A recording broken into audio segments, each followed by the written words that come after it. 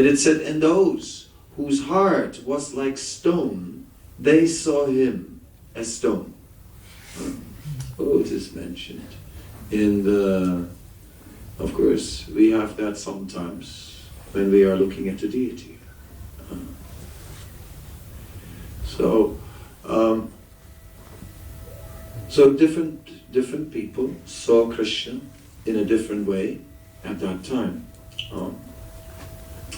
So the residents of Vrindavan were also there. And then Krishna, of course, after Krishna and Balaram, after they killed these wrestlers, then Krishna killed Kamsa. And it went very quick.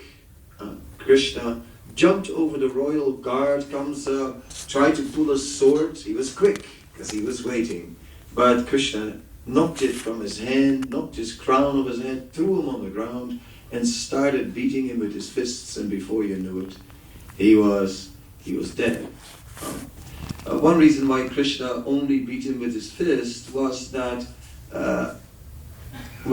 Kamsa was very strong, and Kamsa should not really have died from that. So Krishna had an excuse. Krishna could say, well, I didn't try to kill him, he just died. Because he was a relative. He wasn't supposed to kill a relative. So he just died. And I just gave him a few punches and he was dead already. Jiva Goswami describes it like that. So then it carries on, and we see the residents of Vrindavan are also there. Now, they stayed outside of Mathura. They had a camp of their carts. They had bullock carts with a cloth over it for shade, and they had a whole camp made of the carts, and that's where they stayed. So Krishna, after he had killed Kamsa, then the whole family of the Yadus, they wanted Krishna to take the throne, and Krishna was not interested in taking the throne. And he wanted to give the throne back to Ugrasena, but Ugrasena was old. So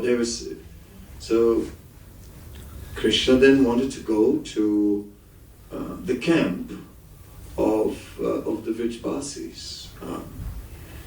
But the residents of Mathura came, and they said no. The Yadus came and said, no, Krishna. They said, no, you have to come now and take responsibility. They said, now that Kamsa has been killed, Mathura is no longer protected.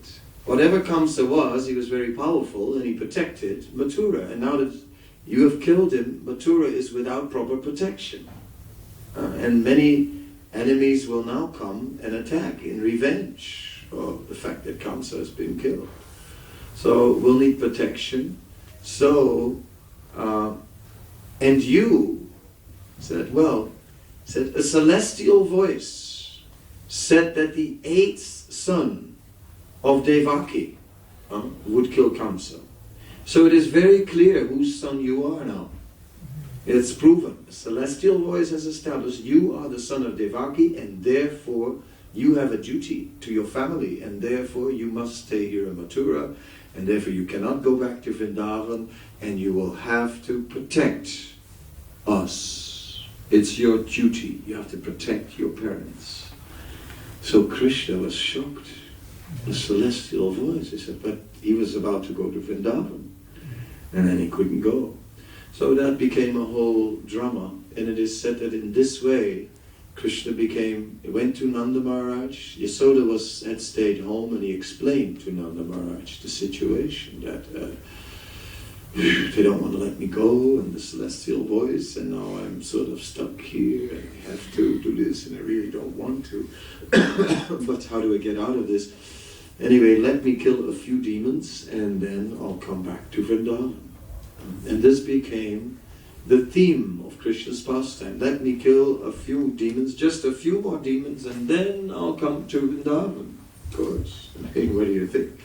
Are you coming? Of course I'm coming. I want to come, but I cannot come because of this celestial voice. I have to get rid of a few more demons. But as soon as that's done, then the Yadus can take care of themselves, and I can go. Okay, then he built a city in the sea. Dwarka stayed there for a long time. So a little later we find that there was the famous solar eclipse. And it was Vasudev's idea to go to Kurukshetra because it was a holy place. And Vasudev thought, let us ward off the inauspiciousness of this grahan, of this eclipse of the sun. So therefore Vasudev organized for a very large sacrifice to be performed at that place. Then the entire royalty of Dwarka was going in a big procession to Kurukshetra. So when the news reached the residents of Vrindavan, they also came. And it was a big thing. At that time, it is described, when Nanda Maharaj arrived, and when Krishna saw Nanda Maharaj, Krishna acted beyond himself. Krishna had never acted in such a way. Vasudev had no recollection of Krishna acting so emotional towards him. And that was kind of a little shocking. I mean, and internally he felt like, but he's more attached to Nanda than to me. I mean, how is this? And then he said out loud, he said, well, of course, it's not surprising that Krishna is so attached to Nanda Maharaj, although he is not his real father. After all, he stayed with them for a long time. So in this way, and Nanda Maharaj didn't even hear it. He just saw Krishna. He couldn't hear anything else. And Krishna saw Nanda Maharaj. And the two of them were completely absorbed in each other, and there was nothing else on their mind. Then some brahmanas came and called Vasudev that he urgently had to come to partake in certain functions of the sacrifice. Since Vasudev was the one who had given the order to perform the sacrifice, he had to partake in some of the functions. So Vasudev then left that place to make sure that all inauspiciousness was removed. Jiva Goswami, in his Gopal Champu, has two personalities who are narrators, who tell the story.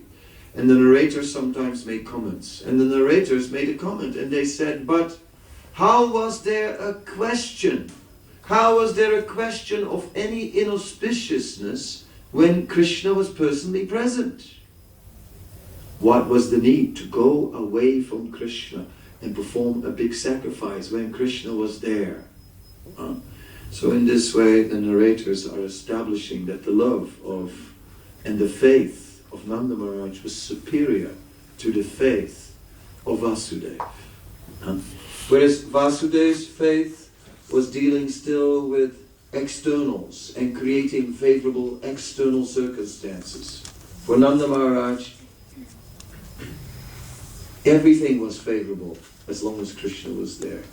And everything was unfavorable when Krishna was not present. As simple as that.